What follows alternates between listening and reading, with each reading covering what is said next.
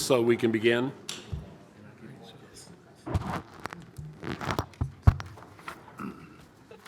Thank you very much. Good afternoon, everyone. The meeting of the Arizona Board of Regents was called to order last night before convening into executive session. Today's meeting is scheduled to last until 5 p.m.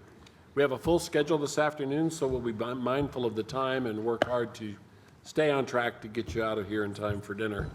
Before we start, I'd like to mention a couple of things. One most very important one is that Regent DeGravina is here in her final meeting. We understand that your parents have joined you, and so later we'll have a chance to talk about Andrea's performance as a regent. But thank you for being with us and sharing your daughter's considerable talent with the board. She's done a terrific job. Our incoming student regent, Anthony Rusk, is unable to attend this meeting. We look forward to welcoming him soon. In addition, Dr. Bruce Fox is he here at this point? This is his final meeting as well, so representing the Arizona Faculty's Council. Dr. Fox, thank you for your role in serving the needs of this board. So let's begin by having Regent DeGravina lead us in the Pledge of Allegiance. I pledge allegiance to the flag of the United States of America and to the republic for which it stands, one nation, under God, indivisible, with liberty and justice for all.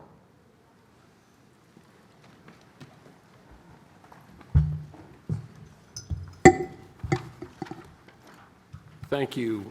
President Chang, we want to thank you as always, you and your staff, for hosting this meeting. It's an outstanding facility, and we always get terrific support. So I would like to offer you the opportunity to make some welcome comments. Thank you.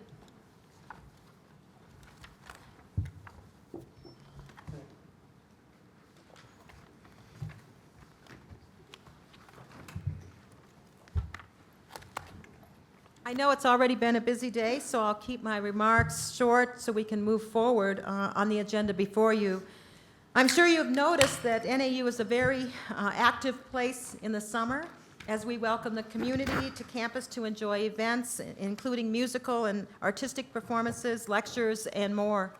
Just last week, we proudly hosted the Central Arizona Dental Society's inaugural AZMOM North event to help people in need in our local communities. It was an amazing event. More than 125 volunteers consisting of our faculty and staff, local dentists, hygienists, and lab technicians and assistants, providing more than $650,000 in free dental services to over 600 individuals over a 2-day time frame. Cool.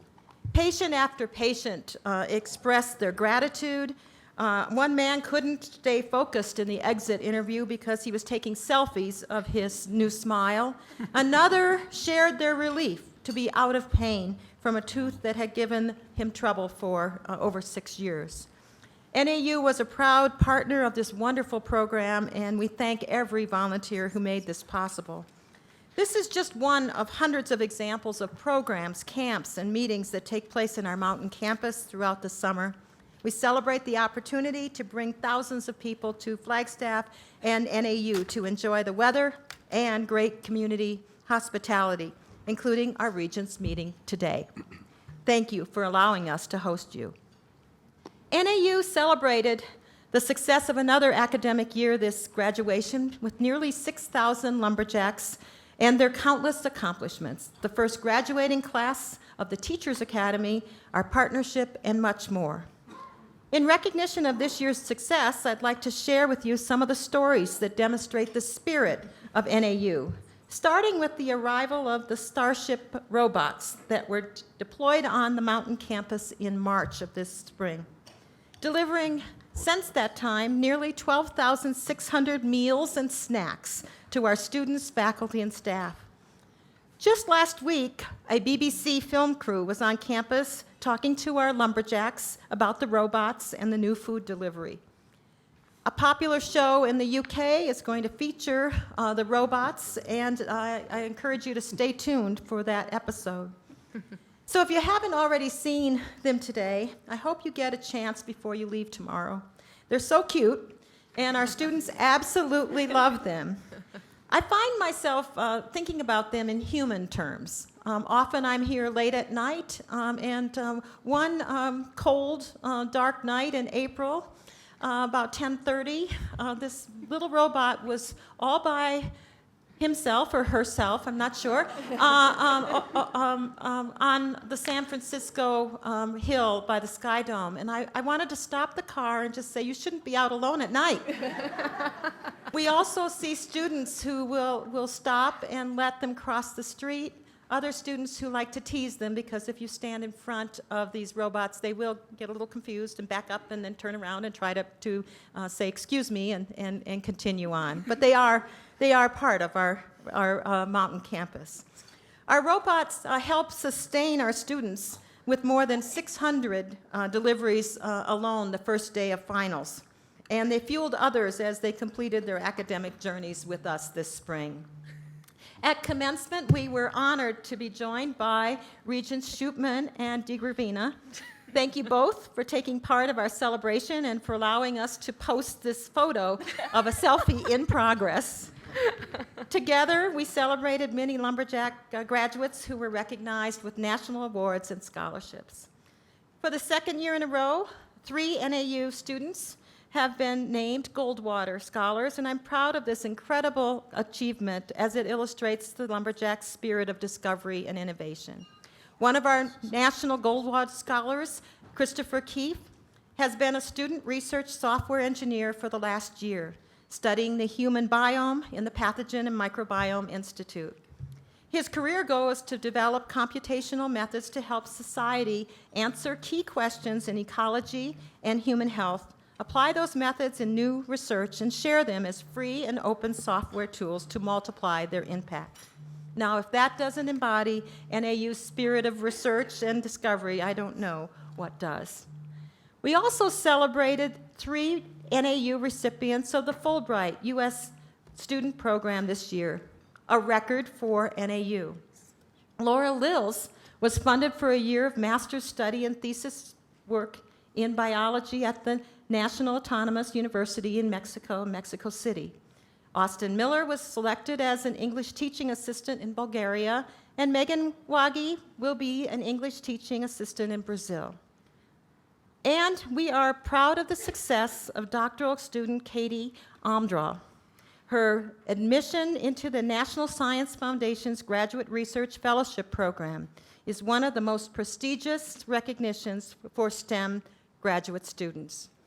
It's truly that I'm often humbled with the stories of our students, energized by their journeys and stirred by their optimism, ambition, and tenacity. For example, I was truly inspired, as I'm sure you are too, with the story of Dylan Graham. Dylan was shy when she first came to NAU, even unsure of whether she should speak up in class. Her leadership this last year as the president of ASNAU, representing all the students to the administration, the faculty, and speaking before this board really meant that she grew in so many ways. She's learned through that experience to ask questions, to speak up, and to make sure her voice is heard. And you may have a chance to say hello to Dylan beginning in July. She will be using her degree in hotel and restaurant management and working at the JW Marriott Desert Ridge in Phoenix. She's already been accepted into the Voyager Leadership Development Program with Marriott. As always, there's a lot of good news on the research front. I picked 3 stories for you, and maybe you have already heard Ben Ruddle's research. Ben is a faculty member in the School of Informatics, Computing, and Cyber Systems. He recently led a team of researchers and data sciences developing a new, first-of-its-kind online educational tool that helps U.S. residents and community leaders visualize their supply chain. This project is called Fusion and maps the sources of food, oil, gasoline, natural gas, electricity, and water supply chains.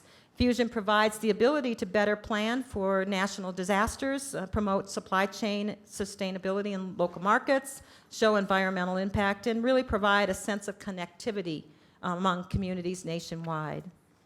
Another exciting development is the $500,000 grant from the U.S. Department of the Army that engineer Professor Heidi Biegenbaum received to develop a mathematical model to accurately predict how materials used in engineering systems such as bridges, buildings, and offshore structures will react to extreme weather, earthquakes, and a range of other conditions. She's collaborating with engineers at the University of California, Davis, and the Institute of Thermomechanics Academy of Science in the Czech Republic.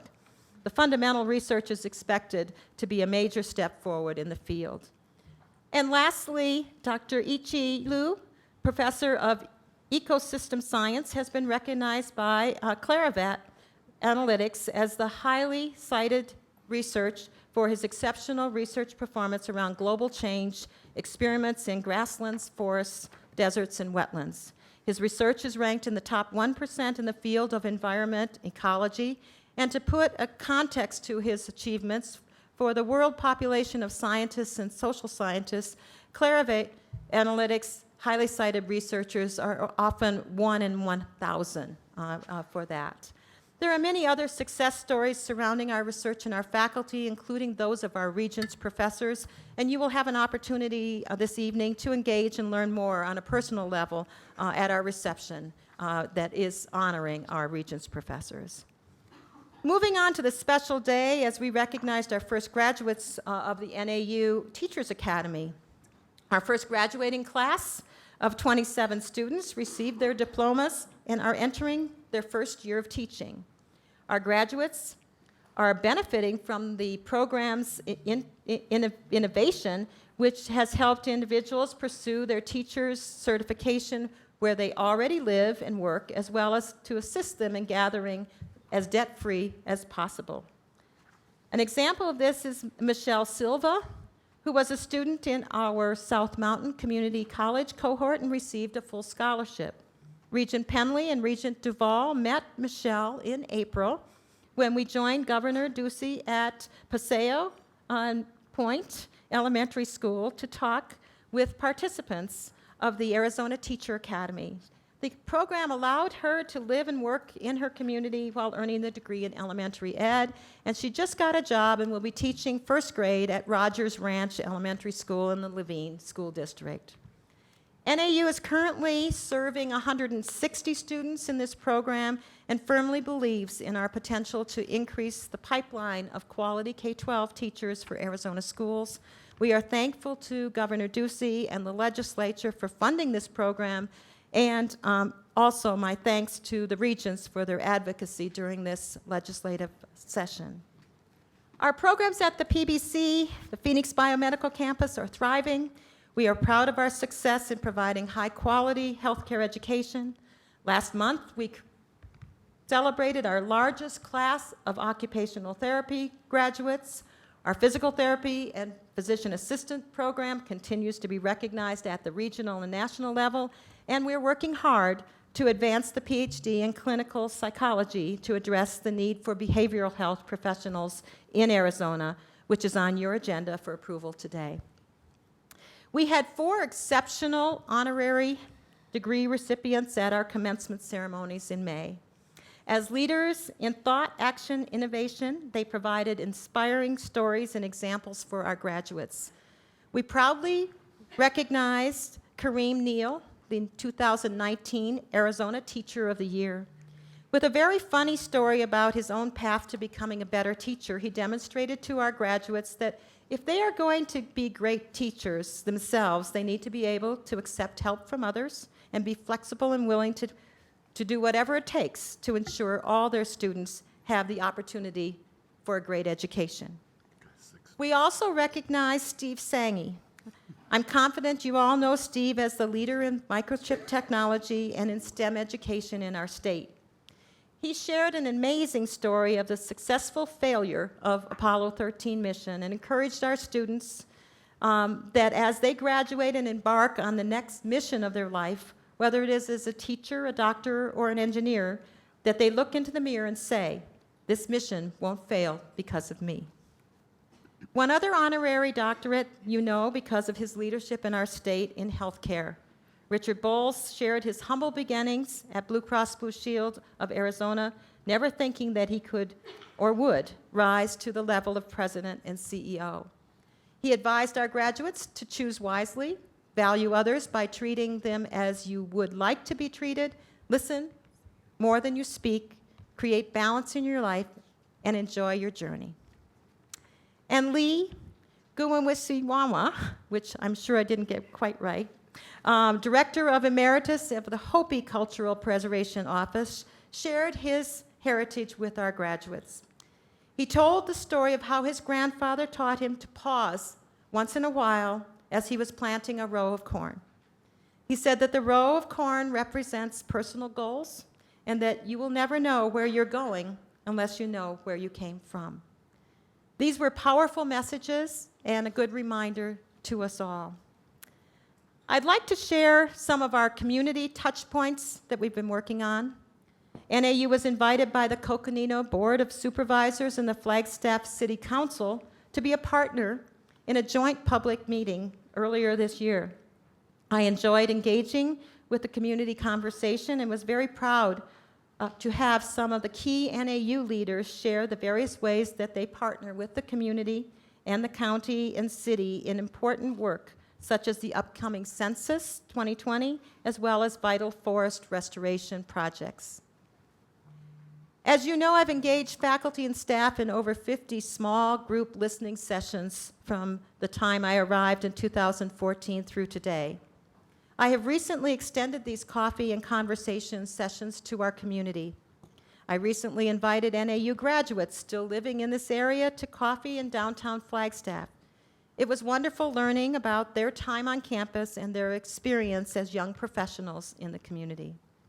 We are also actively contributing to local planning efforts such as the preservation of the historic Southside neighborhood and have ongoing participation in the Alliance for the 21st Century, which includes the City of Flagstaff, Coconino County, Coconino Community College, the Flagstaff Unified School District, and the Northern Arizona Intergovernmental Transit Agency.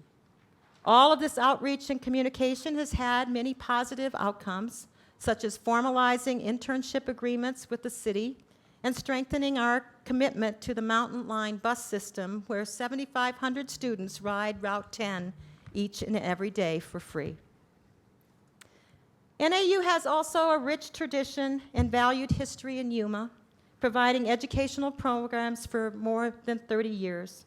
Our numerous undergraduate programs on the Arizona Western College campus and in partnership with AWC continue to build across to post-secondary education opportunities where Arizonans live and work, which is critical to expanding Arizona's economy. NAU enjoys a tremendous partnership with the Helios Education Foundation, and I encourage you all to stay tuned to a very special announcement from Helios, NAU, and Arizona Western College very soon. And NAU is engaged throughout the state to prepare the next generation of leaders for our future. With commencement ceremonies and the academic year behind us, we have transitioned our focus to the thousands of new students and their families who are currently touring campus. Our orientation, bridge, advising, admissions, recreation, and athletics staff are all hard at work. Our work throughout the summer ensures that we're prepared for the fall semester. Many faculty are also engaged in teaching and research. Over 8,500 students are enrolled in summer session classes, and many others are employed across campus. Their excitement fuels our ongoing efforts to provide all the tools and resources and opportunities to ensure our students thrive throughout the NAU experience. It is our privilege to be part of our students' transformation as we focus on our ongoing evolution through our strategic plan. We are in the process of finalizing university performance measures so units can align their individual planning efforts to the stewardship of our mission, vision, and values. We are also moving forward with an organizational growth and effectiveness initiative engaged in an in-depth review of our administrative service delivery. This initiative helps us to achieve our vision and mission by enabling us to recruit, develop, and retain a diverse, high-quality, and motivated workforce that can engage in the continuous improvement processes that will drive organization-wide effectiveness. Our work continues on a number of capital projects, including the multidiscipline academic research STEM building. We recently hired architects and a construction manager, and they are helping us look at our science corridor here on the north end of campus to see how a redesign of the STEM building can enhance collaboration and engagement. We're working with an international interdisciplinary planning and design firm to develop a strategic space utilization plan. This will allow us to use space that we have effectively and inform our master planning efforts.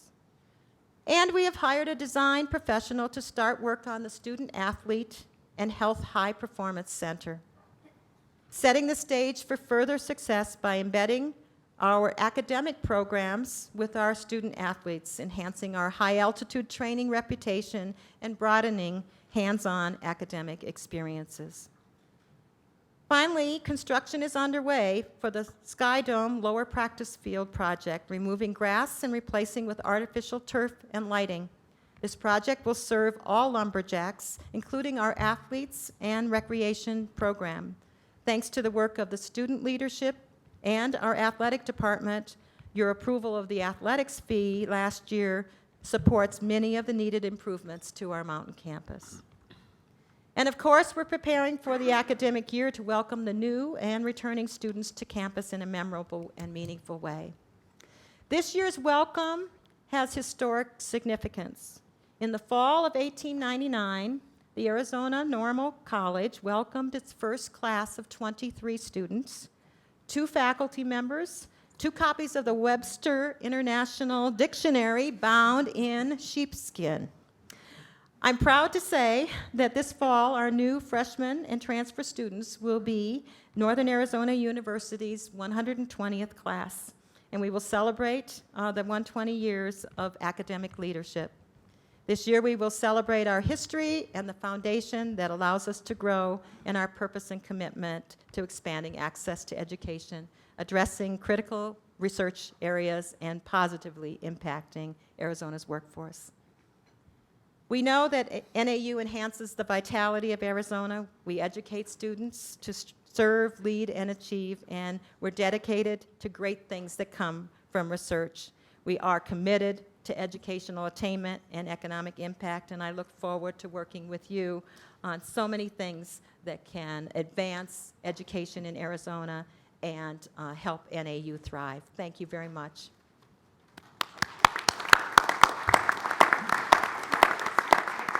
Thank you, President Chang, for that uplifting report. I have to say that the experience of going through 4 graduations in 2 days plus a ceremony on one night was quite interesting. I shook more hands in those 2 days than I've shaken in 2 years, so it was a lot of fun. The energy in the dome was palpable. I was taken by the energy of the online students, who many of them had never been to main campus, who all traveled here to be a part of their own graduation. They're about the loudest group in the room. I don't know, they were just glad they were finished, I think, but they enjoyed being here. Anyway, thank you. Thank you. Our next order of business is a call to the audience. If you have any materials for the regents, please give them to our board secretary, Kate Linder, who's sitting at this table over to my right. She will distribute them to the regents. Pursuant to board policy, time is set aside for a call to the audience. This is the opportunity for individuals to address the entire board in a public setting to express their views or concerns regarding matters of board governance. The board reserves the right to limit the number of presenters on any single topic. Regents do not respond to comments made during the call to the audience. However, we do hear your remarks, and we ask the appropriate person to follow up and provide us information on any issues that are raised. When you're called to speak, please proceed to the lectern. To keep us on schedule, each speaker has no more than 3 minutes. As a courtesy, Kate will hold up a sign signaling how much time the speaker has remaining. At the end of your 3 minutes, we ask that you conclude your remarks. We thank you in advance for being here and taking time to address the board. Kate? First speaker is Heidi Hansen, followed by Steve Peru.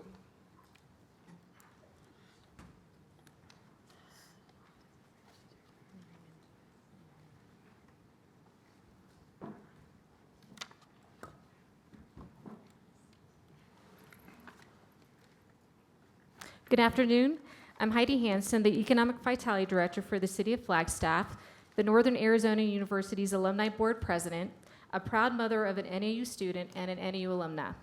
I'm fortunate to be working and raising my family in Flagstaff with this thriving university in our town and one that ranks as our top employer for the City of Flagstaff. I know that NAU makes our city better, and in turn, our city helps to make NAU better. It's a needed and welcomed relationship. I could stand here all day and tell you how NAU and its leaders have helped me in my day-to-day work, but for time's sake, I'll tell you a few things. First, my team and I at the city have worked diligently these past few years to bring additional airline routes and a second airline to Flagstaff, and I'm happy to report it's now a reality. NAU played a huge role in this happening. The increases in student enrollment and international relationships, alumni engagement growth, and your impressive research program have all been key in showing our airline partners that Flagstaff is playing with the big boys. NAU also supports our airport. From the administration and staff to NAU athletics to the students, you always see someone representing NAU at the airport proudly wearing their blue and gold, waiting to take a flight. You fill our seats, and I thank you.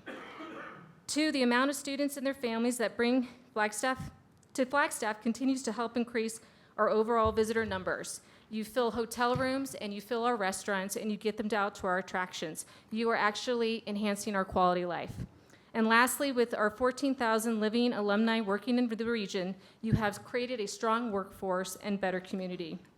You offer your students opportunities while they attend the university to intern for our community, thus helping fill a void in many work programs while training the workforce for tomorrow.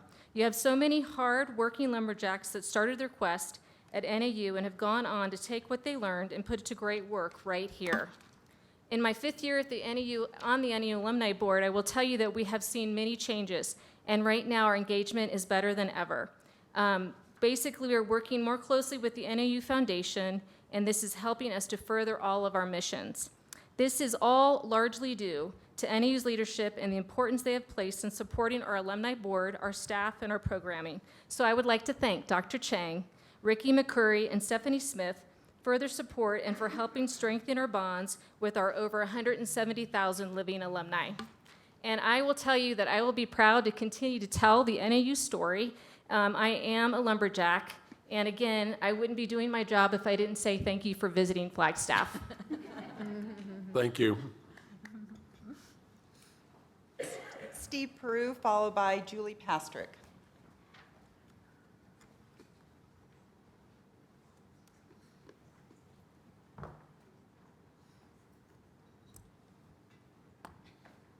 Thank you, Mr. Chairman and members of the Board of Regents. Me and my sling are here today to welcome you to cooler Northern Arizona. We are cooler in so many different ways. And so people are asking me, well, how did my shoulder end up this way? And I've been saying I lost an arm wrestling match with Joanne Keene, Chief of Staff. So since I make it a habit, and I do appreciate the opportunity to come and address the Board of Regents whenever you're in town, a lot has happened since the last time I've addressed the board. One of the important things that's happened professionally for me is that I've transitioned from one great organization, United Way, to another great organization, Coconino Community College. I've been asked to serve with President Smith to lead the development efforts and government relations, and so I'm very honored to be part of the team. But it's also an honor to literally work side by side with President Chang and her leadership team here at NAU to further and strengthen the higher education continuum here in Northern Arizona. The opportunity has also been enlightening to me to reaffirm my passion for community colleges and the role that they play in our state. We have 21 community colleges in Arizona. 10 of them are located in rural Arizona. And so community colleges and the partnerships that they have with universities, in particular, in my case, NAU, is very important because having that pipeline between rural Arizona and higher education through the universities is key. It's key not only in terms of individuals being able to fulfill their personal missions, but also to the industries and the professions that they will all occupy in the future. And so it's important that that takes place. Rural community colleges play a number of different roles in terms of CTE, certificate programs. You name it, community colleges fit that void. But one of the most important pieces to me in terms of rural community colleges and the university's role is the rural connection. And for me, and I've said this before, my ability to go to Eastern Arizona College, to come to NAU at the insistence of then student Ernest Calderon, now Regent, was key. And then for me to be at CCC is really important. And I do want to say in closing that NAU has been with me that entire time. And for that, I will always be grateful. So again, welcome back to Northern Arizona. Thank you. Julie Pastrick, followed by Anthony Garnello.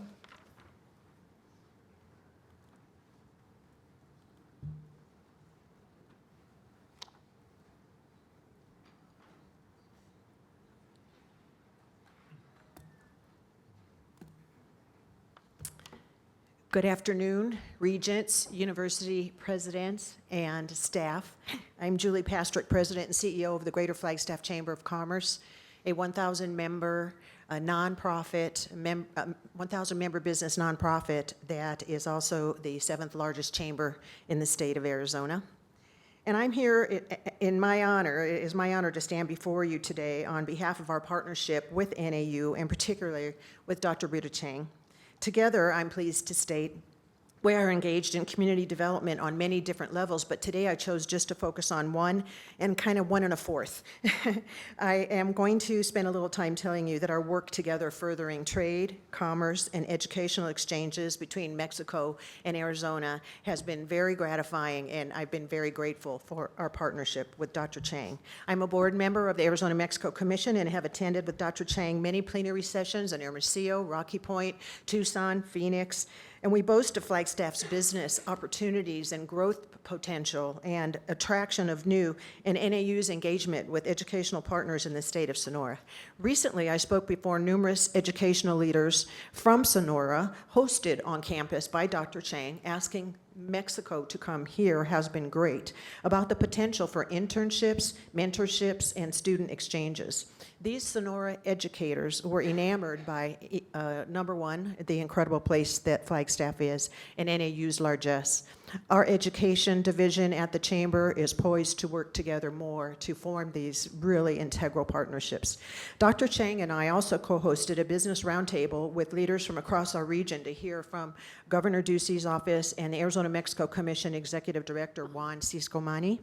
We are boosting awareness in our region together about NAU's vast outreach to the educational institutions across borders and how that benefits Flagstaff. Businesses need engineers and scientists and astronomer interns. Dr. Chang has many choices and decisions to make, but her clarity and her vision on cross-border relationships stands out to benefit NAU and our local business community extraordinarily. Cultural bridges are a benefit to all, and relationships as strong as those between Arizona and Mexico are right now taking national spotlight. Lastly, in a recent community breakfast hosted by Dr. Chang, she shared that this fine university contributes more than $1.9 billion to Coconino County's budget of $6 billion. That is phenomenal. It's hard to wrap your arms around that, but it's true. That is a testimony to her focused leadership, her awareness of potential collaborations, but a very clear vision on outcome-driven partnerships. And I will just close with a value that I really, truly believe in my heart, and I think you would share it. To live in a city with a bustling university is not a given. It's an honor, and it's a very strong privilege. Thank you, Dr. Chang, and thank you, Regents, for being here. And as usual, please spend some money in Flagstaff before you leave. Thank you. Anthony Garnello, followed by Marie Jones.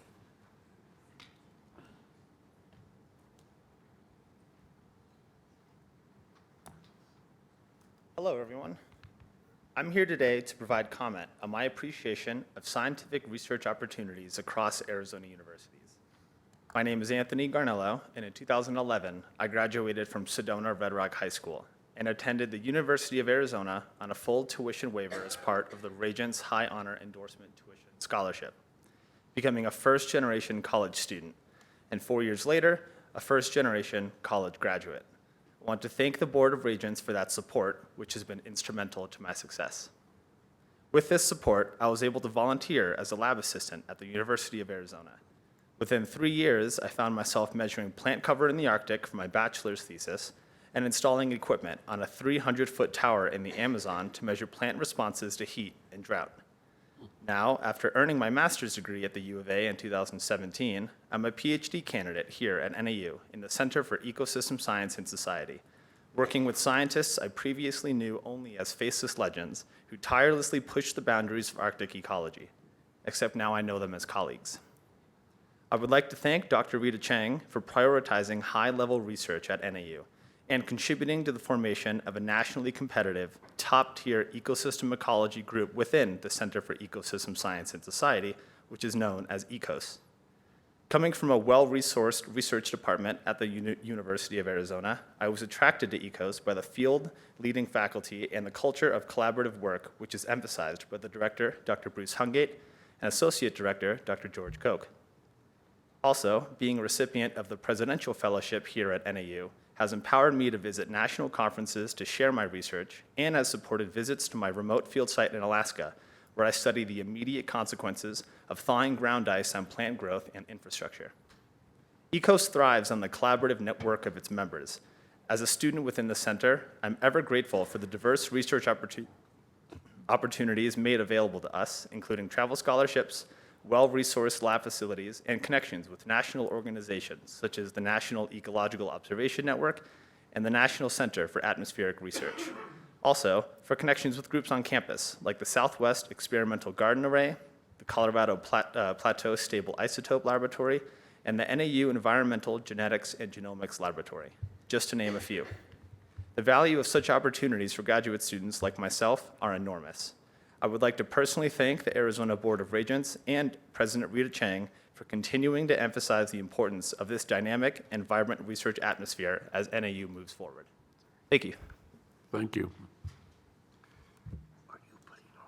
Marie Jones, followed by Gabe Montano.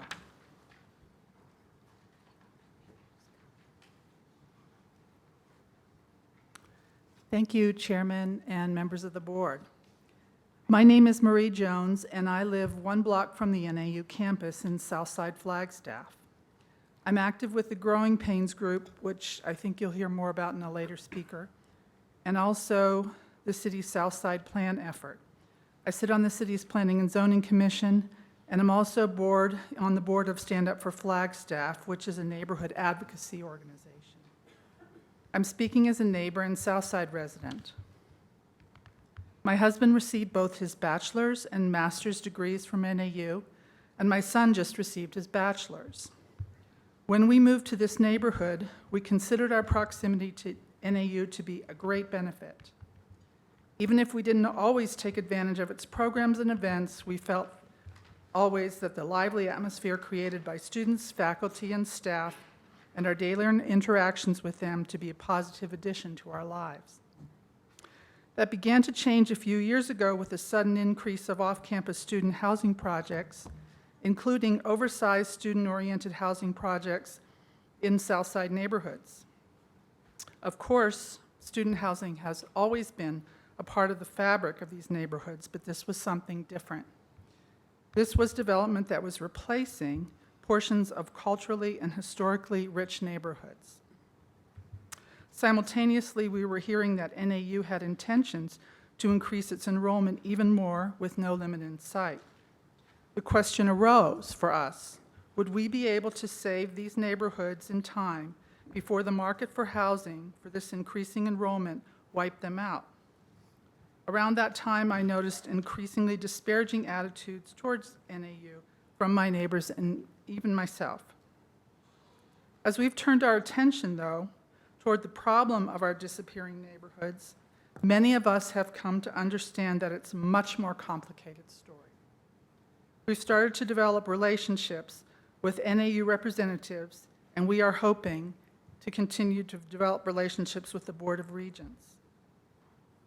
The only purpose of my comment today is to remind you that the decisions of NAU and of ABOR have a significant effect on our quality of life here in Flagstaff, for better and for worse. For some years, it has slightly been for the worse. I see signs of this turning around, however, and I want to express my hope that these new relationships continue and deepen. I welcome the opportunity to be a big NAU fan. Thank you. Thank you.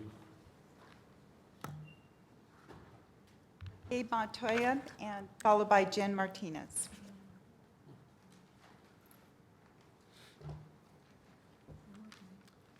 Thank you, Board of Regents, for the opportunity to address you today. My name is Gabriel Montano, and I'm a professor and chair of Applied Physics and Materials Science and a Diversity Fellow at Northern Arizona University. I'm here to provide a perspective that reflects my time here at NAU. After spending my career at a national laboratory, I came to NAU in the fall of 2017 to build an advanced materials program. I came for many reasons, but foremost, because I believed in the direction and the vision of NAU and President Chang. Many institutions speak to diversity and the desire to create new opportunities to students, but saying it and doing it are two different things. Institutional growth and opportunity development is hard. It can create resentment, a longing for a better time that is based in reality for some, but maybe not for others. And most of all, pressures to succumb out of ease. Change requires a commitment to staying the course and understanding that what you're doing is for the greater good of the institution and those it serves, the students. After 2 years, I remain a believer in President Chang and her leadership. This is not to discount my colleagues that disagree with me. I similarly believe they want what's best for NAU and our students as well. And we can all have that belief, while not always agreeing on the path to achieve that. But I do believe that investments President Chang and her administration are making in NAU are important. We are building tremendous new opportunities for the students of NAU in areas of STEM that reach far beyond STEM and far beyond NAU. Opportunities for undergraduates to have the same research and learning experiences they would get at the most elite universities of the country, and opportunities for those outside of STEM to learn from international experts in their STEM classes. We heard an example just a couple minutes ago from one of our PhD students. For those of us involved in the growth of the STEM complex at NAU, we envision a growth that serves all of NAU, not just our individual research efforts. This type of vision, however, requires the types of investment NAU has made. I do believe we will result in a better NAU and better opportunities for NAU students, most especially our undergraduates. Lastly, I think it's important to emphasize that I also know President Chang is deeply committed to diversity and inclusion. I've seen this firsthand in support of diverse strategic hires, including myself. I've seen it in support for multiple honors for diverse faculty at NAU across disciplines, nominations she herself has made. And most of all, I've witnessed it firsthand in discussions, in planning. I'm humbled to be able to serve and advise her on diversity matters, because every time I speak to her about diversity, I learn something as well. And this is after spending my career leading such efforts on a national level. I know when people truly care and when they don't, and believe me when I say she cares. In closing, leadership is hard. It's filled with difficult decisions between no-win situations. You just have to do what you truly believe is right. I support President Chang because I know that's what she does, and that's something and someone I can support. Thank you. Jen Martinez, followed by Bo Stevens. Hello, I'm Jen Martinez. I'm the director for MEDA, which is the New Materials Center here at NAU. So I'm here to thank the Board of Regents for all that you do for NAU, and in particular, all that you do for STEM here at NAU. I'm also here to express what we've heard already, which is our support for President Chang. So from what I observe and from what I understand, there have been many, many positive changes brought about by President Chang. I can appreciate some of my colleagues' voices who feel left behind in these times of rapid change. But it's my general belief that these changes will ultimately benefit the university as a whole, with increased student engagement consisting of Tier 1 level experiences here at NAU. I think it's important to remember that NAU can have roots and wings. We can have roots in the student-centered experiences that is traditional of NAU, while at the same time we can have wings with increased opportunities for research and experientials for our students and our faculty. In time, those gains benefit not only the university, but I think they'll greatly benefit our community as well. And so with that, I thank you again for all your support of NAU and support the president. Thank you. Thank you. Bo Stevens, followed by Bruce Hungate.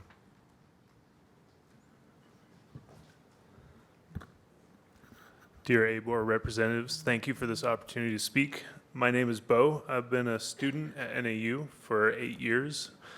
I'm currently finishing my PhD in the School of Earth and Sustainability, and I'd like to talk to you as a constituent about climate change. As you're likely aware, dire predictions have been made by the IPCC, the National Climate Assessment, and by various countries and organizations throughout the world. Climate change is a global priority and is moving up in our list of concerns nationally and locally. Tackling this challenge will be an immense undertaking that will necessarily involve all levels of social organization. Flagstaff is making efforts to reduce their carbon emissions and do their part in solving this global challenge. I know our universities are already making strides in reducing carbon emissions individually. However, the priorities set by ABOR can also facilitate and benefit from these endeavors. As the governing body for the universities of Arizona, I believe it is within your purview to set an agenda that encourages reductions in our carbon emissions. I support efforts to join our communities and set priorities for reducing carbon emissions on our campuses. I believe this is in line with our personal and organizational values and our mission of educating and leading Arizonans. Thank you for your time. Thank you. Bruce Hungate, followed by Eric Nolan.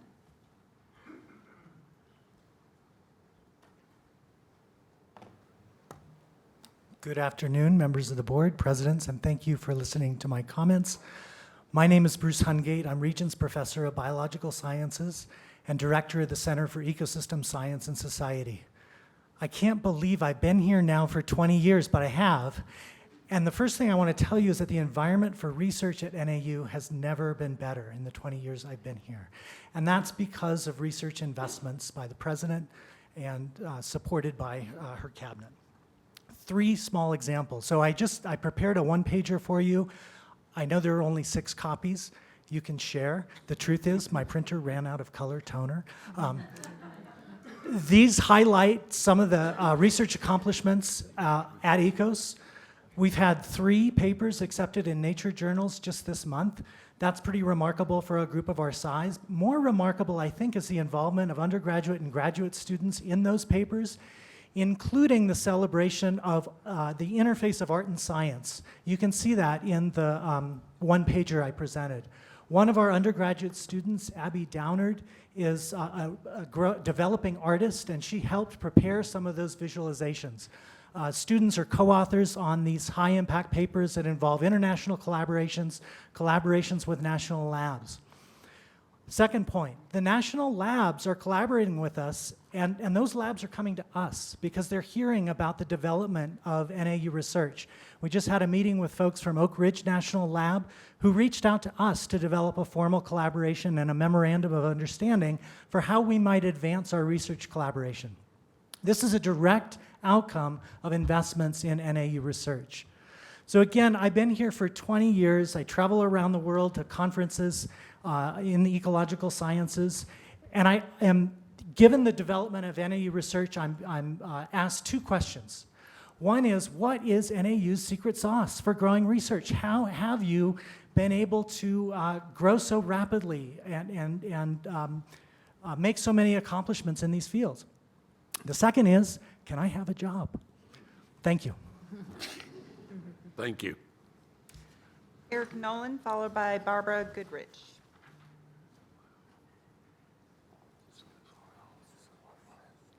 Hello, distinguished board members and President Chang. My name is Eric Nolan. I'm a doctoral student here at the university in the College of Education.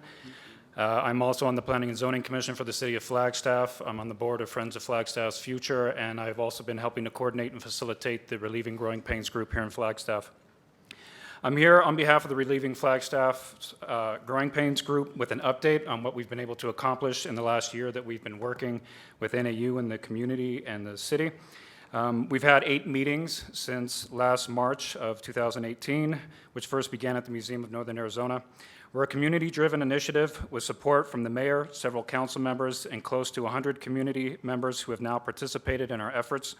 We want to recognize the contributions we have received from NAU and the improved relationships between city officials, NAU administration, and the community.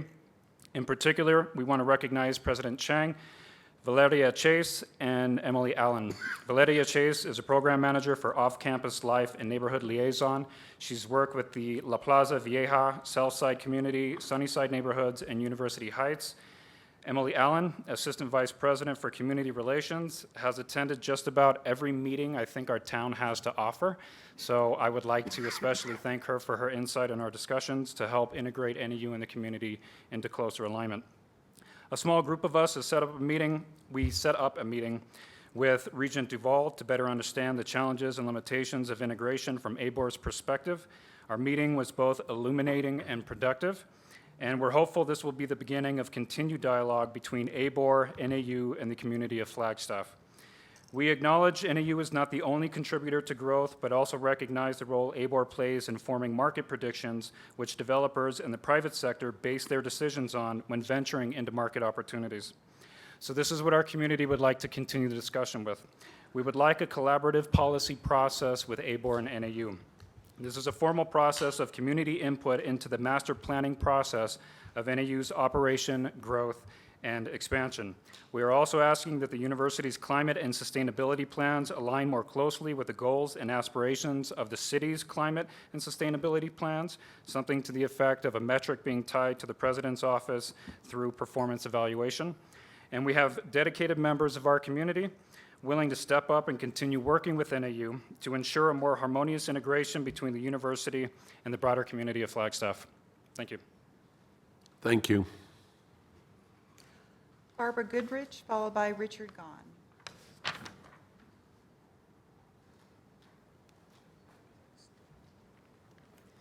Good afternoon, everyone. Barbara Goodrich, Flagstaff City Manager and proud NAU alum. So thank you, Chair Schutman, board members, President Chang, and staff for allowing me a few minutes today. I want to highlight our continued relationship between the city and NAU. As President Chang mentioned earlier today, the city hosted the first meeting between the city, county, and NAU on April 1st, and we had a chance to discuss several areas of common interest, including the census, forest health initiatives, facility planning, and transportation. The cooperation between the city, county, and NAU on the census is the best it has ever been in my 19 years with the city. Getting an accurate population count is critical, as each person counted has an estimated financial impact to our community of $1,900. There is usually a lot of confusion on the part of students where they should claim as home, and with NAU's assistance, we will be able to more accurately reflect these residents as part of our community. The city and NAU meet on a regular basis in a number of different ways. The mayor and I meet regularly with President Chang and Chief of Staff Keene. Emily Allen coordinates a number of meetings between our entities. And of course, as an NAU alum, I keep in contact with Stephanie Smith and the continued variety of activities she provides for us in our community. So once again, I want to thank you for your continued involvement in our community. I want to thank you for our continued growth and participation with President Chang as our communities intersect in a number of ways. And just thank you for your overall partnership. Thank you. Gahn, followed by Stephanie Arcuza.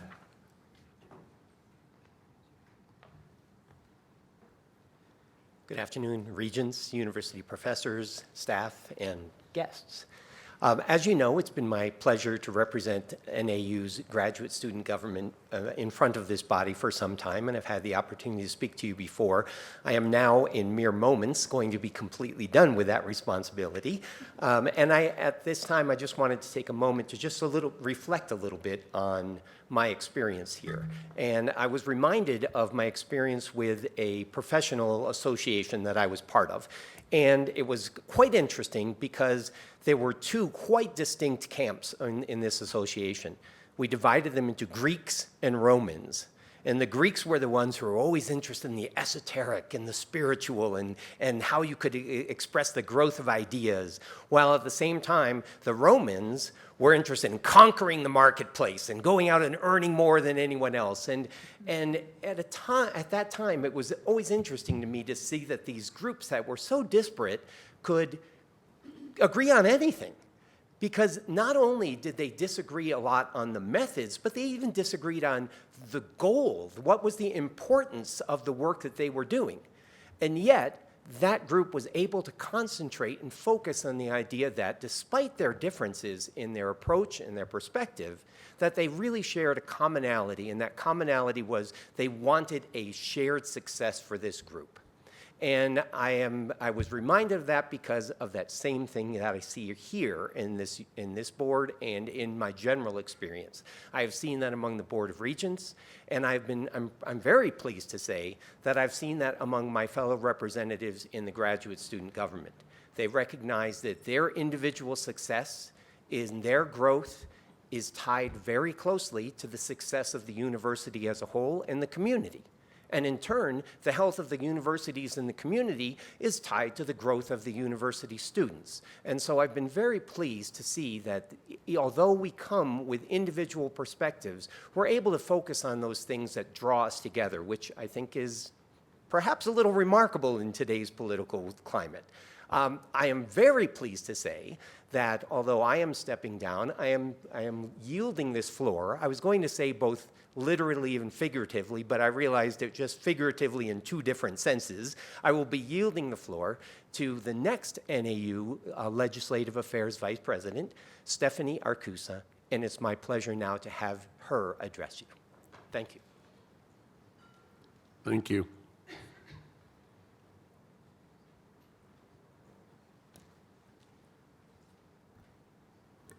Regents, presidents, guests, staff, thank you for this opportunity to address you. My name is Stephanie, as Richard said.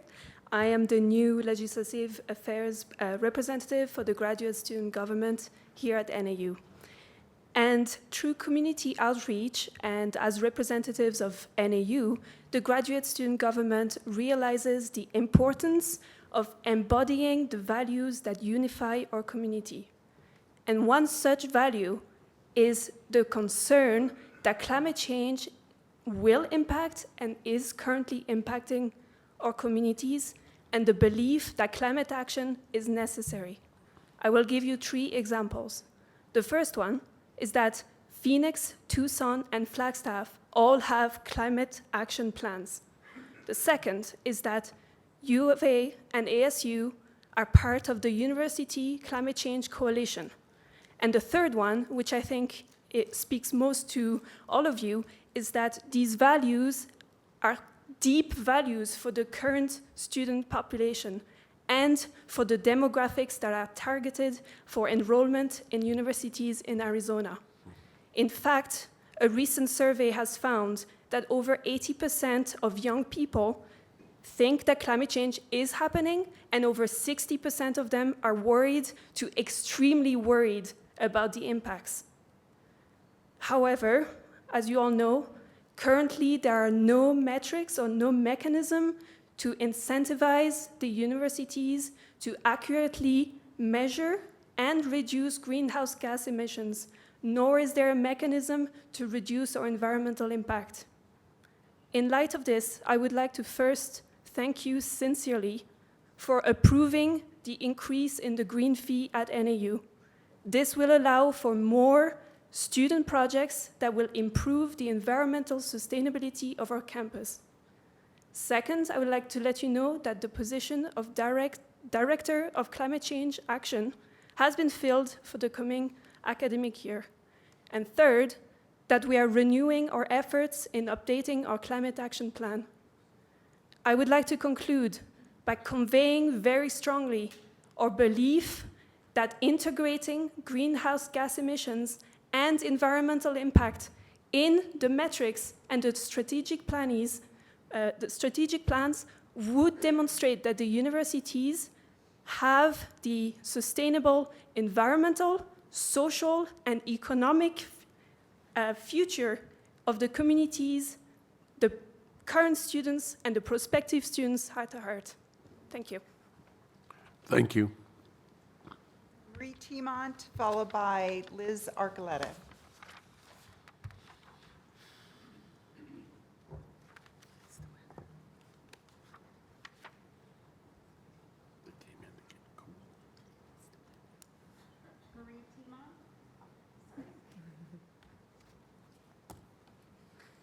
Good afternoon. My name is Marie Tima. I am the GPSC president at the University of Arizona, and I'm looking forward to a second year working with ABOR, working with the University of Arizona administration, and to represent the Graduate Student Council, particularly regarding the financial circumstances and impact for graduate students. It should not surprise this board that I would like to take my few moments today to bring to mind student fees.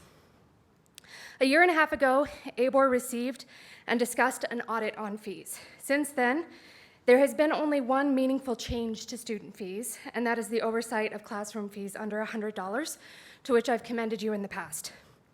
There were several other recommendations in this audit that remain unaddressed, including regular review of fees and sunsets on fees, transparency to the purposes of these fees, and more clear methods of student input. On this final point, I want to thank Lisa Rolney and Jeff Goldberg, who have been proactive in starting a year-long fees discussion process as they committed to do this past February.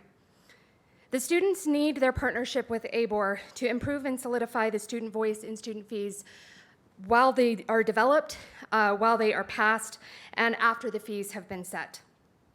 I ask that you place fees as a topic on your agendas throughout this year, not only towards the end when you pass the fees that are put before you by the universities. I ask that you speak with students about the impact of these fees and learn whether students feel they benefit or understand why they are paying the fees that they do. Last, I ask that you consider the accumulative financial burden, tuition and fees imposed on Arizona students, especially in comparison to the benefits they receive. The Arizona Financial Aid Trust fee, for example, continues to grow.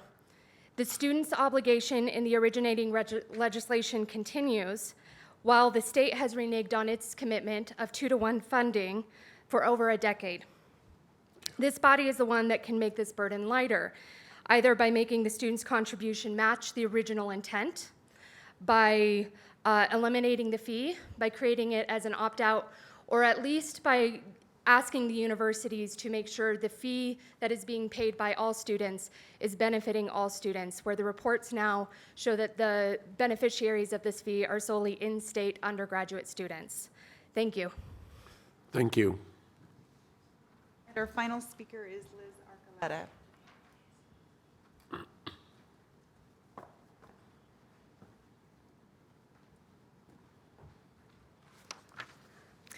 Good afternoon, Chairman Schupman, Board of Regents members, Executive Director Arnold, President Chang, and fellow university presidents and community partners.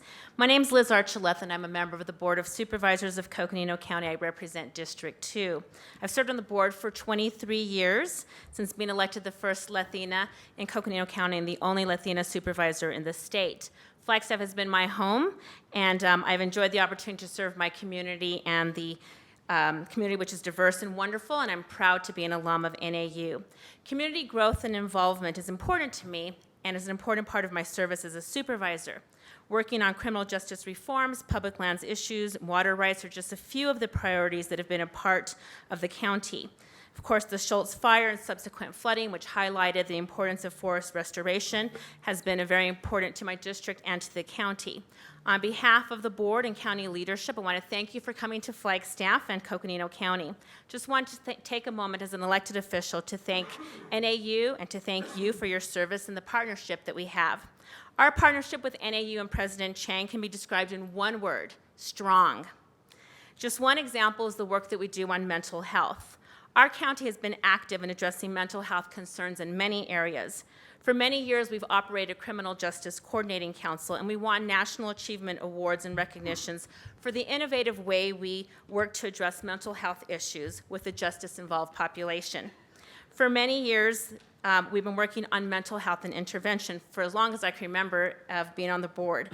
And we know that mental health and treatment is not just a justice issue. It's a community issue, and one that I'm happy to have NAU as a partner on. NAU and the county are engaged in a community initiative called Stronger as One, which is looking at the impact of mental health and suicide rates in the county and in the region. NAU has been at the table with partner agencies and has used their research to impact and inform our discussion. NAU's expansion of degree programs, specifically in social work, is helping our region address significant shortages in the mental health arena. I would like to thank President Chang and the Board of Regents for your support of these important programs, including the Masters of Social Work and, of course, the Bachelors of Social Work. Research expansion at NAU is also helping our region address some very critical issues. The Center for Health Equity Research, led by Dr. Julie Baldwin, held a forum last week to address the impact of incarceration on public health. The Alliance Bank Economic Policy Institute has worked with the county on economic impact, especially with the loss of the Navajo generating station and the Grand Canyon and the impact of forest restoration and health treatments. Our collaboration with the ERI, Ecological Restoration Institute, is an example of how the research on wood utilization projects can lead to unique partnerships. We also have a great collaboration that's benefiting the community as a whole. The county has long supported and encouraged department directors to create and leverage opportunities for internships. We have several NAU students that are interns at the county, some mostly paid and some unpaid. And so in closing, I just want to tell you that this region has been working to solve the issues that I described earlier, and we see that this partnership going forward with the university is strong and healthy and very productive. So I hope that you can see that our partnership is not just strong, but actually stronger under the leadership of President Chang. Thank you so much for being here today, and thank you for allowing NAU to be a partner with Coconino County. Thank you, and thank you to all speakers. We appreciate you taking the time to be here today. Next, we move to the approval of the consent agenda. Items on the consent agenda include items 10 through 27. Does anyone have any conflicts to declare on items scheduled for consent? Hearing none, I move that the board approve the items as listed on the consent agenda. Do I have a second? We have a motion and a second. All those in favor say aye. Aye. Any opposed? Any abstentions? Motion passes. Next, Executive Director John Arnold will present his report to the board. John? That is one big report. Indeed it is. That's a very large report, John. Thank you, Mr. I like the insights in the center there. You like that? White, huh? Blank. Very clean. Very clean. Thank you. And with that, I'll take any questions. Well played. No, Regent Schutman asked me to take a little bit of time this morning to talk through some of the board's accomplishments over the last year, and also to look forward to the upcoming year. I would note this is my first director's update. Last year it was the interim director's update, so this is very exciting for me to be able to take a few minutes. We titled, and so there's a couple of things I need to get through as part of this report. One, I'd like to introduce to you the ABOR annual report. You should get a draft copy of that today. We're going to ask you to take a look at that and give us any feedback you might have, and then we'll take formal action on that report in August. unless there's objections, we'll probably make that report live in July, right after the end of the fiscal year, but we won't formally push it out until after it's approved. Second, I want to talk a little bit about our metrics and some comparisons to other states and how we're performing in those key metrics. And then finally, we'll do a little bit of a look ahead to what's coming next year. So the theme of the annual report that we put together, and before I forget, let me thank Sarah and her team for all of her work on the annual report and really all of the work she's done throughout the last year. She's really done an incredible job for us as well as her team. The theme of the report this year is Higher Education Drives Arizona Forward, and we've talked a lot about that as a board, and we've talked a lot about in terms of themes of how to categorize the work that the board does and to define what the work of the board. And we use words like advocate and access and attainment and Arizona values and governance and grand challenges. As I've thought about the work of the board, I categorize it into two groups and try to keep a balance between those two groups. I think about it in terms of external work and internal work, and that's how I've grouped the rest of this report, is kind of those frames. Oh, it's not on my computer. I don't know where I'm clicking to. Which direction? Oh, hey. There you go. Am I running this or is somebody else? There's a lot of pointing going on over there. Okay, so external. Number one, attainment, and there's actually 3 slides on attainment in here, and so I'm not going to spend a great deal of time on this slide. But last fall, the board gave us, the board's office, a clear mandate to make attainment a central focus of our work, and we have. As I have explored this issue, I think it is probably the most difficult challenge I have taken on in my career. And think of it as the grandest of grand challenges that the board can attack, trying to improve the post-high school attainment of the Arizona students. Value proposition.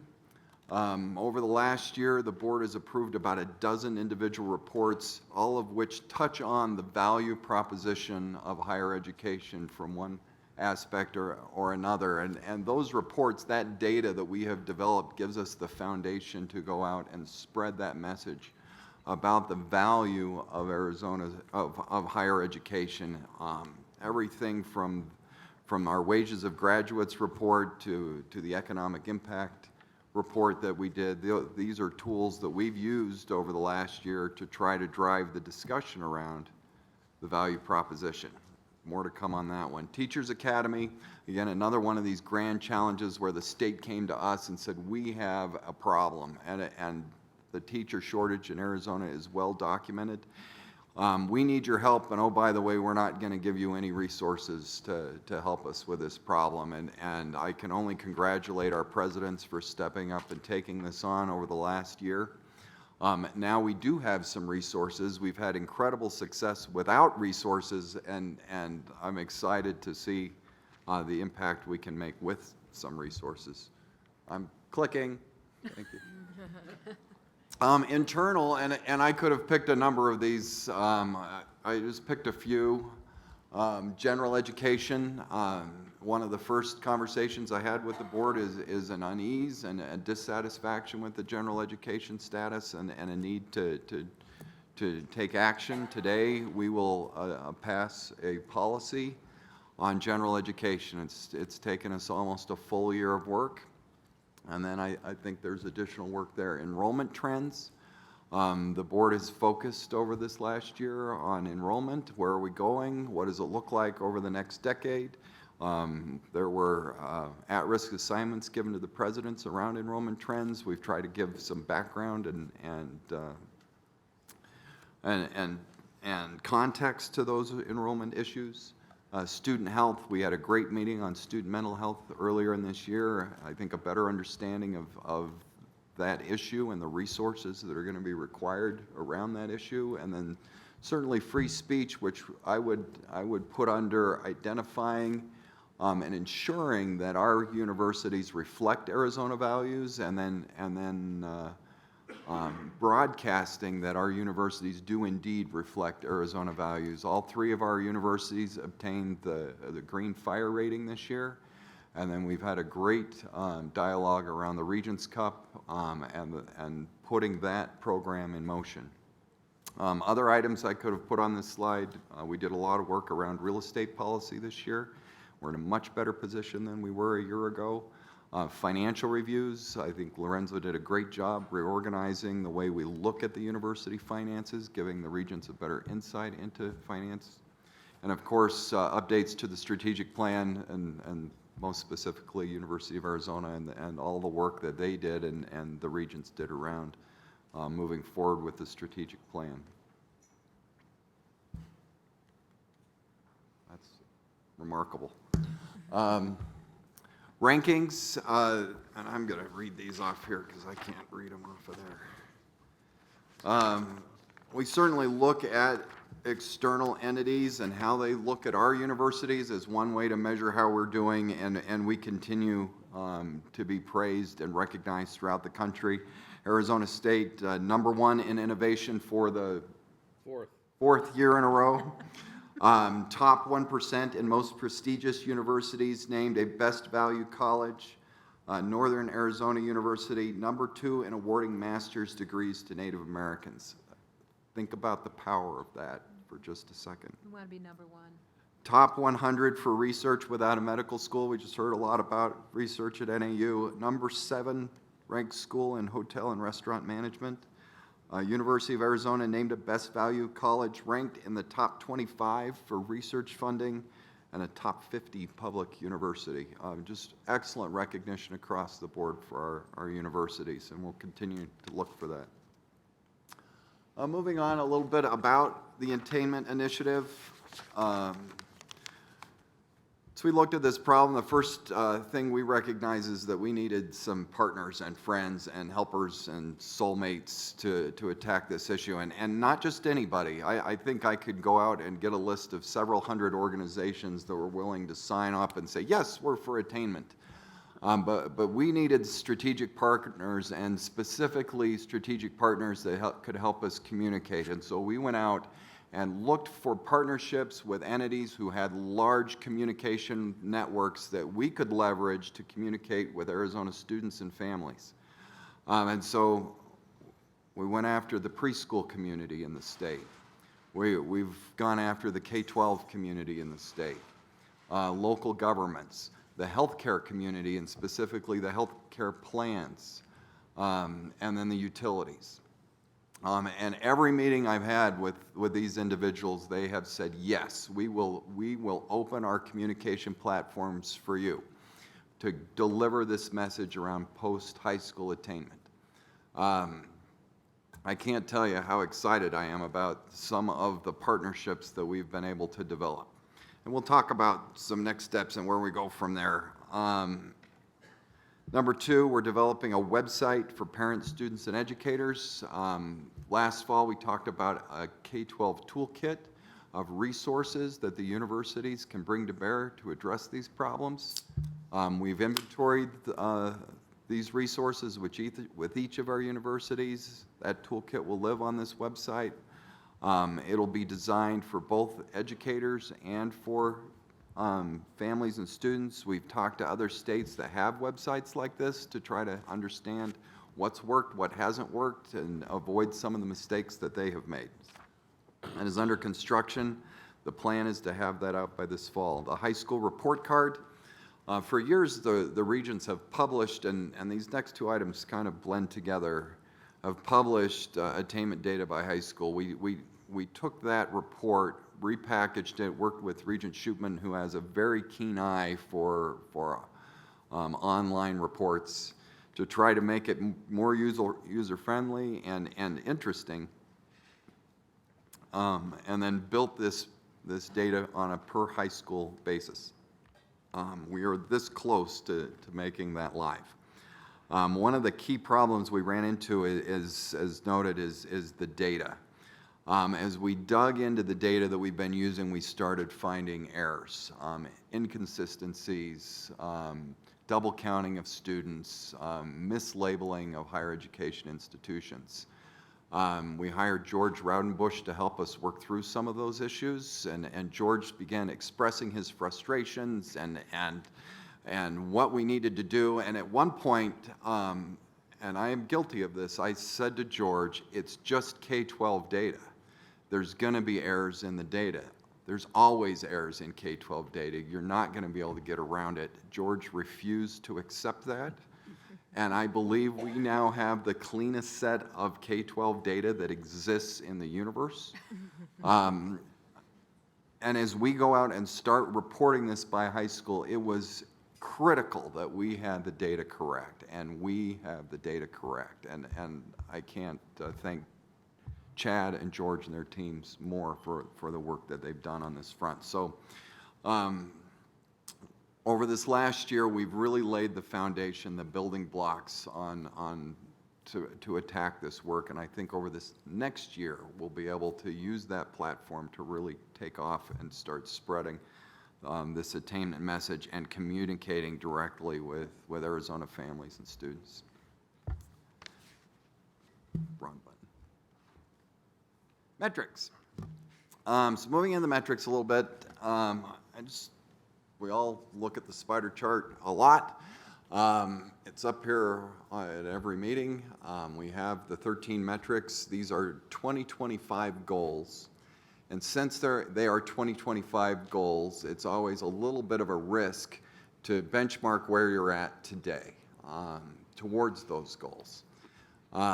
Because we don't necessarily progress towards them in an even manner, and there are circumstances that existed over the last 4 years that may change over the next 6 that impact our progress towards these goals. We started having conversations about changing some of these 2025 goals and metrics, and are these still the right metrics and are the right goals? But I can inform you today of these 13. We are on track to meet the 2025 goals. And let me restate that by saying we are where we were supposed to be in 2018 in every single one of these goals. Some of them we are significantly ahead of pace. Others we are slightly off pace.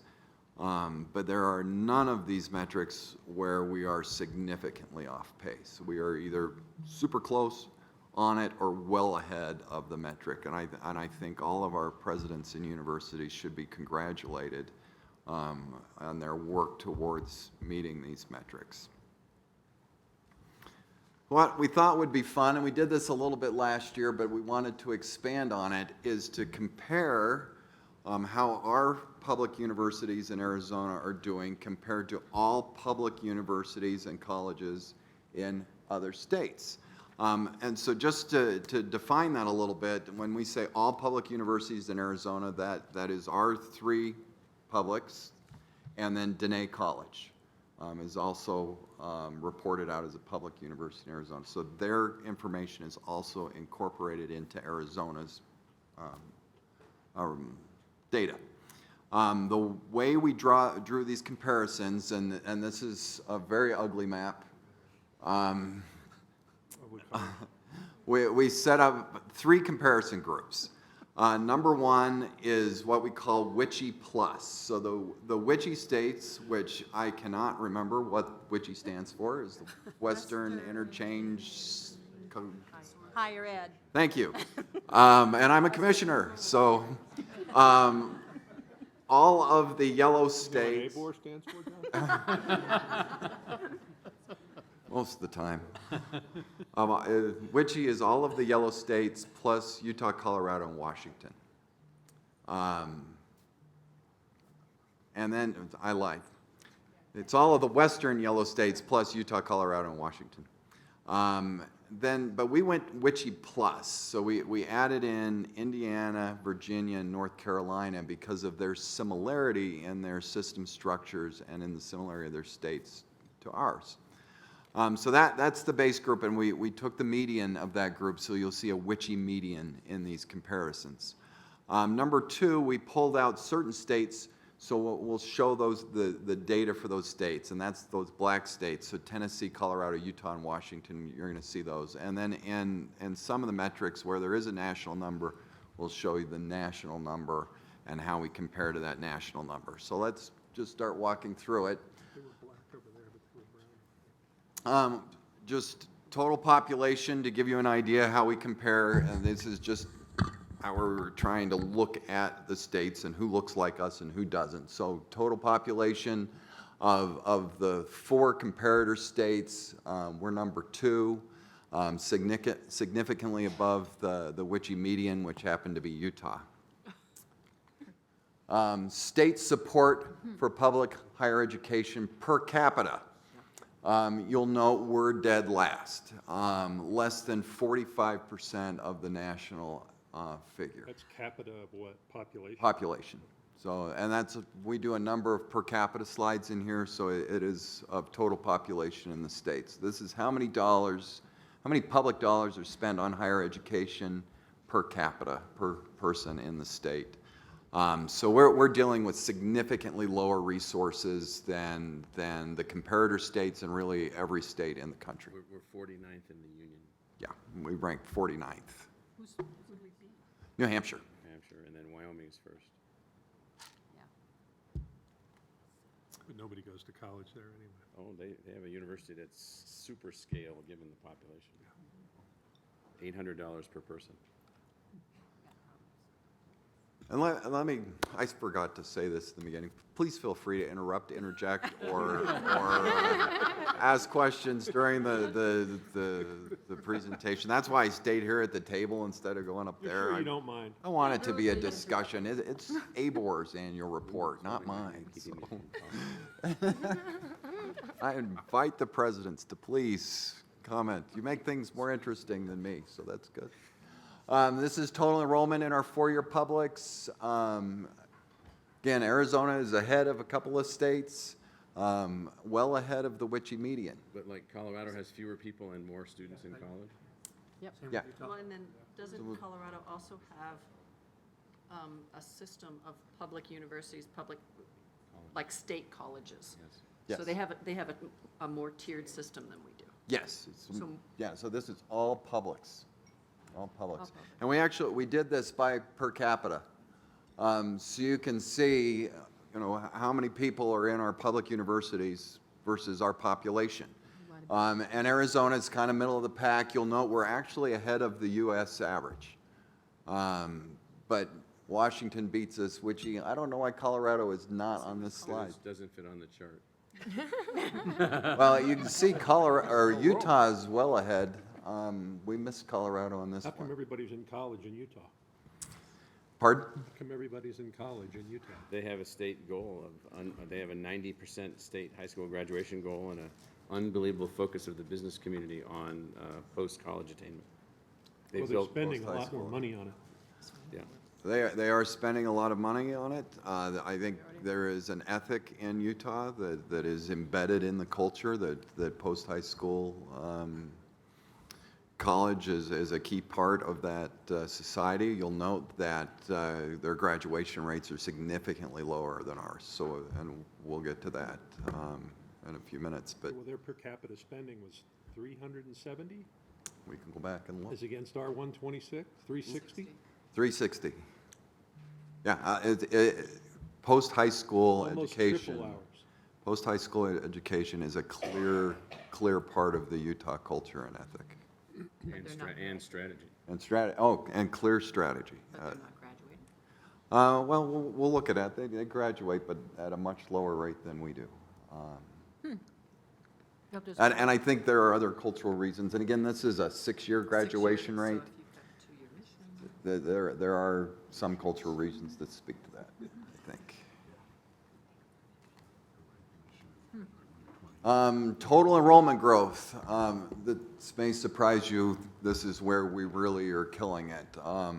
Arizona's public universities continue to grow over the last, and this is over the last 5 years. And I should back up again. Most of this data comes from IPEDS, which is the national reporting structure.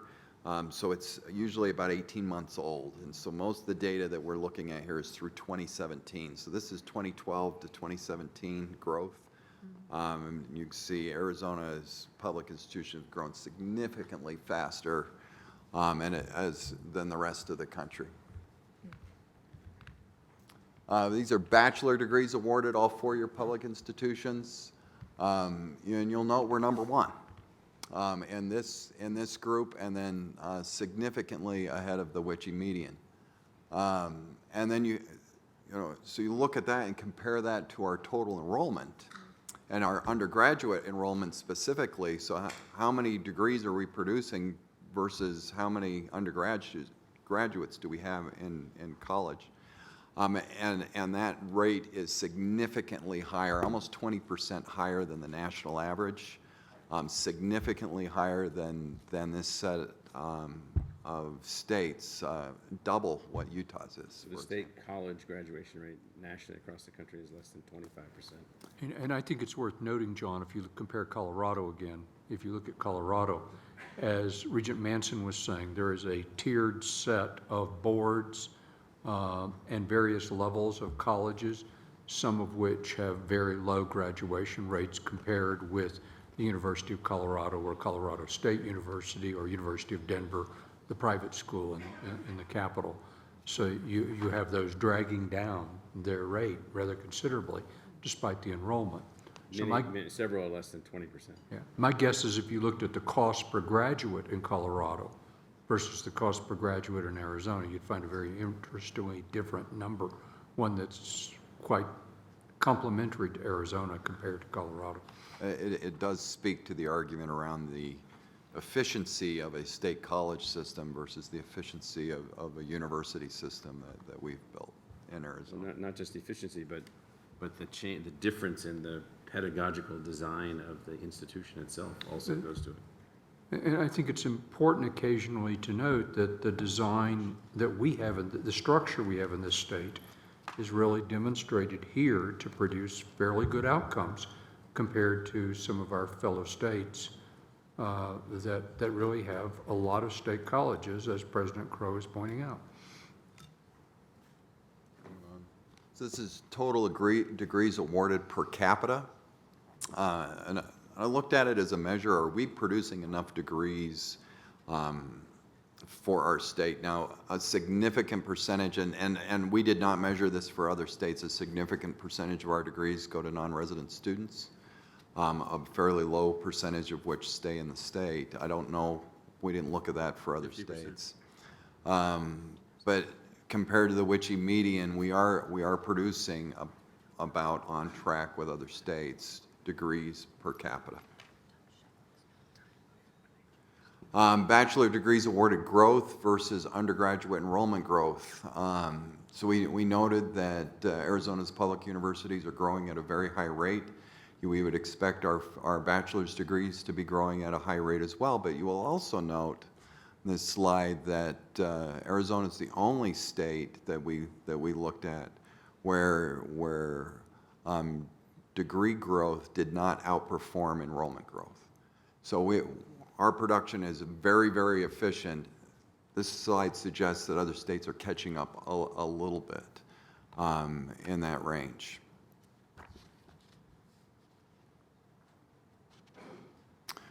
Graduate degrees awarded, all four-year public institutions, again, number one among the group of states we looked at.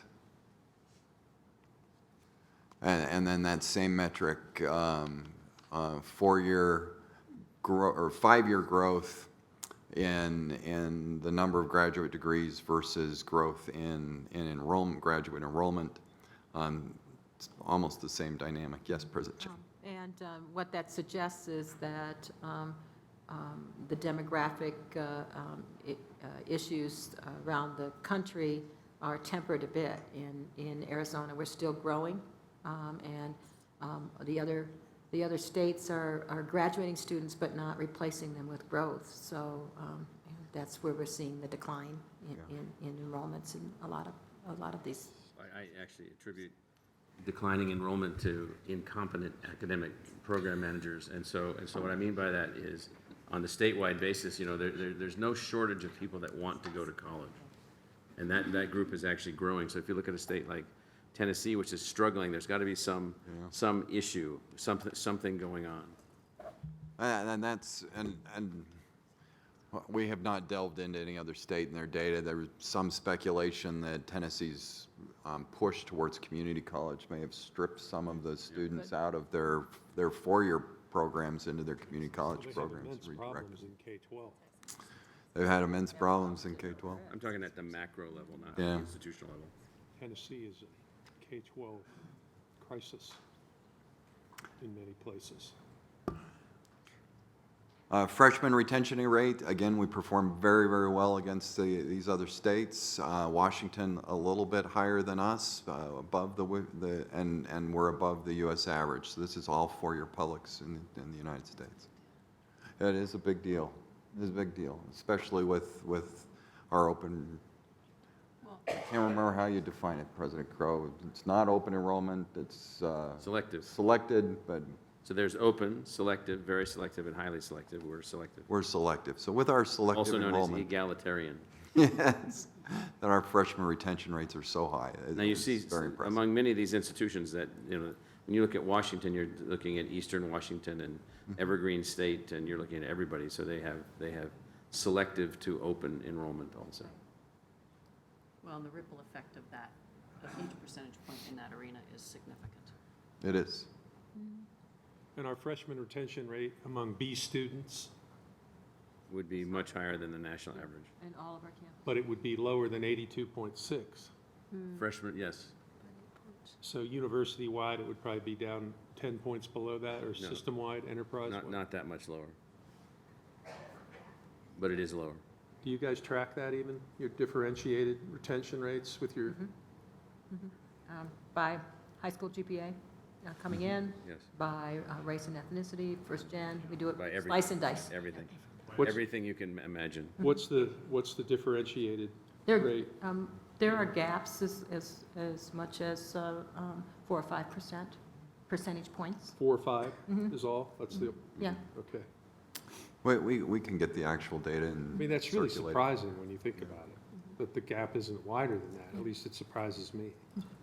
Because you would think that the differentiation of the students' performance in high school would be more predictive of their success in the first year of college. It's not, if it's only a gap of 4 or 5 points, it's, And it's Well, we just reflective don't of the- require the grade point. We require the 15 or 16 courses also. Yeah. right. So And we an have a SAT higher- score, a test score and all that too. And there, there's obviously correlations between, the quality of the school.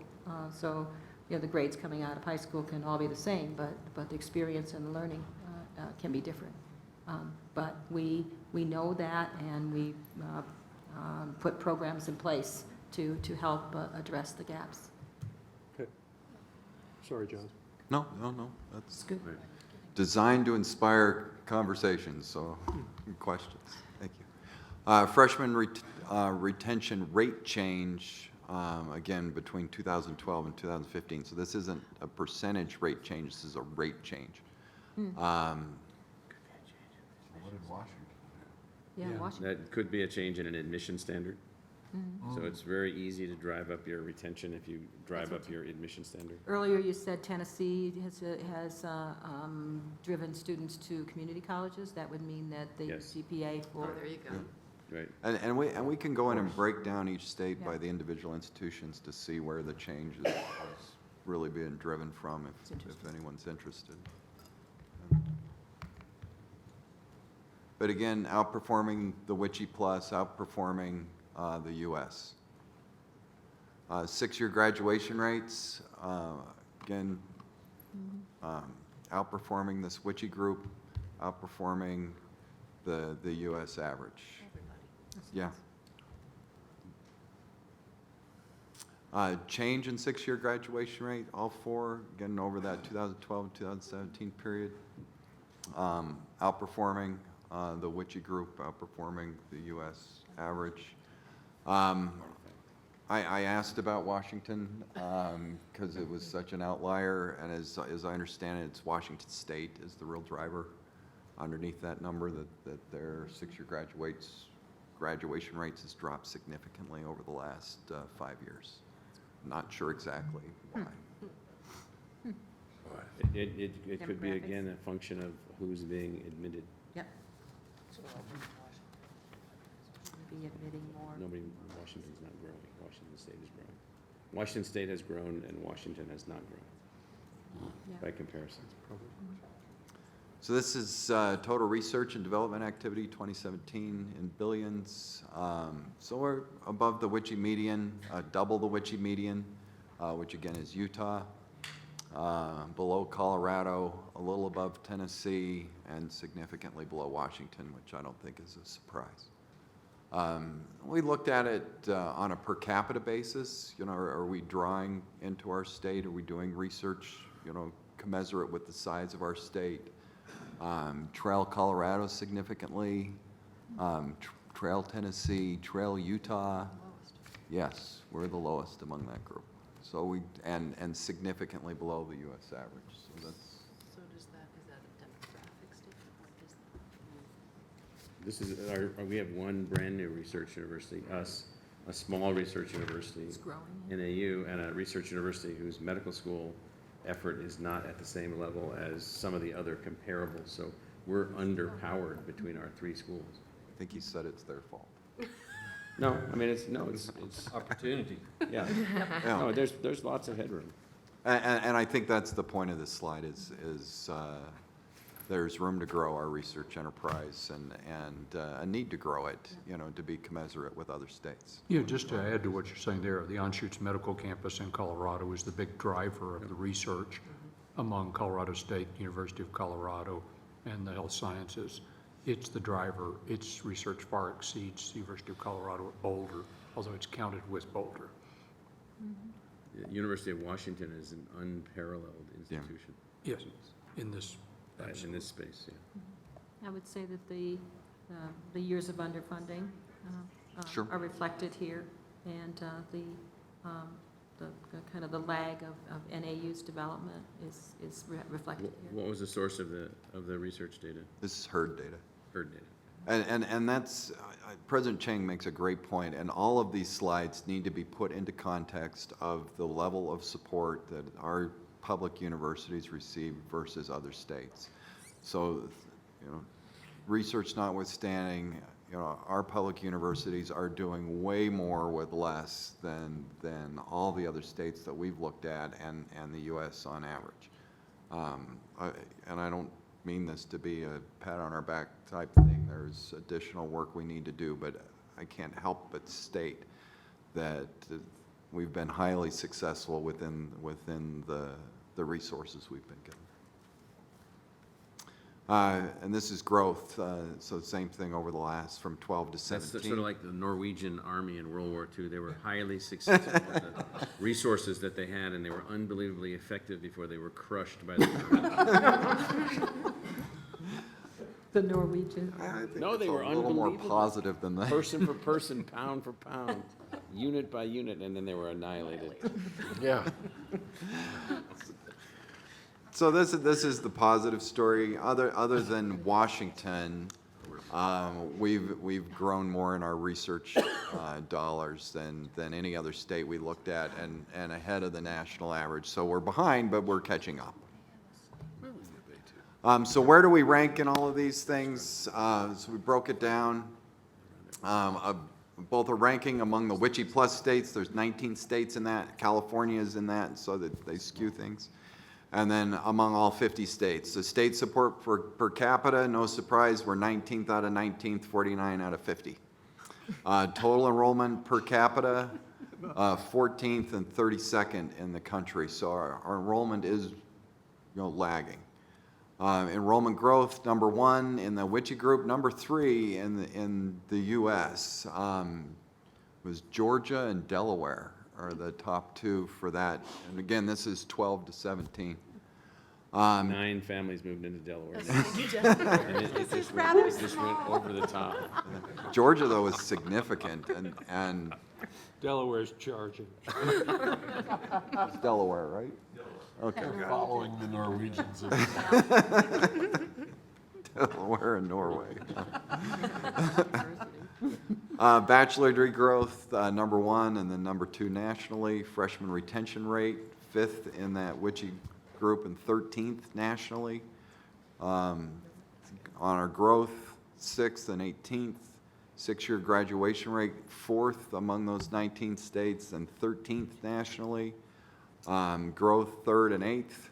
And then research development, 16th out of the 19 to 38th per capita in the United States. So overall, I think a very healthy, good report. Some work to do and some areas that I think we need to focus on, but overall, I think a powerful reminder of what a high-quality system that we have in the state of Arizona.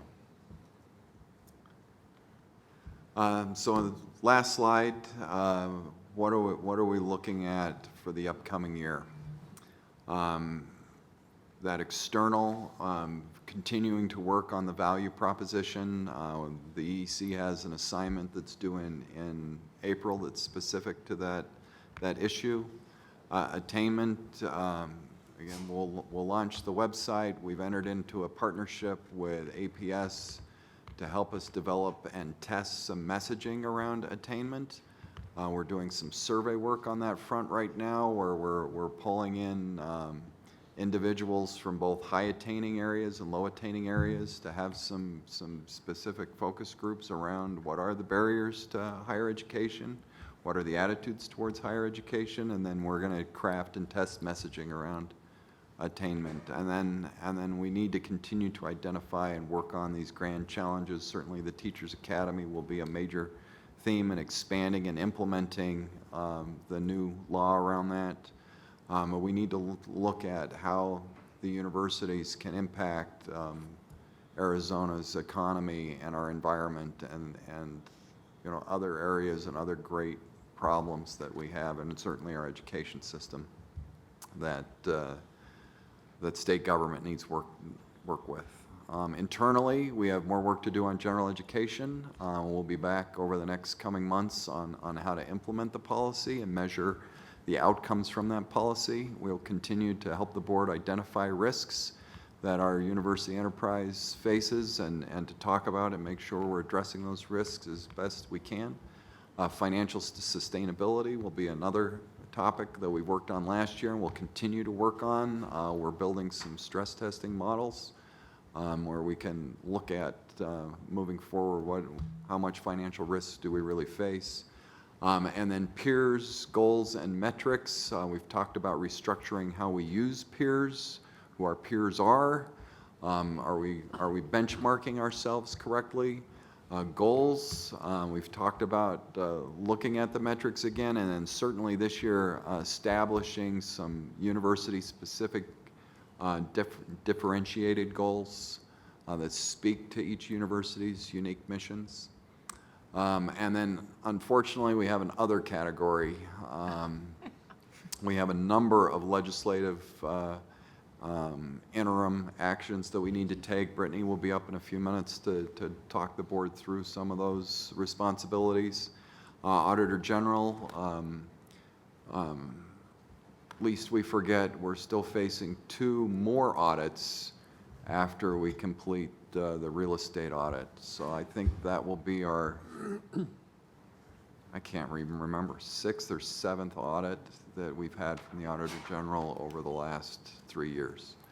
And then the Attorney General and all the additional work that he's making for us at this time. So that's how we see it. And we'll certainly be working with our incoming chairman, Regent Penley, to flesh out the calendar for the upcoming year and identify additional issues that we need to bring before the board. And with that, if there are any other comments or questions, I think that's the end. Comments, questions from any regents, presidents, anyone? John, I just want to congratulate you on 1 year in the position. You and your team have done a remarkable job. I've been particularly impressed by the ability to reach out to our 3 universities and the response the universities have given back to the board office. I see more collaboration and more work together happening than I've seen in the past, and I think that's very important when you're running on a very tight budget with the thin resourcing. Working together is one solution to that problem. So thank you for that report. We'll now take about a 10-minute break. So we'll see you all back here about 25 minutes till.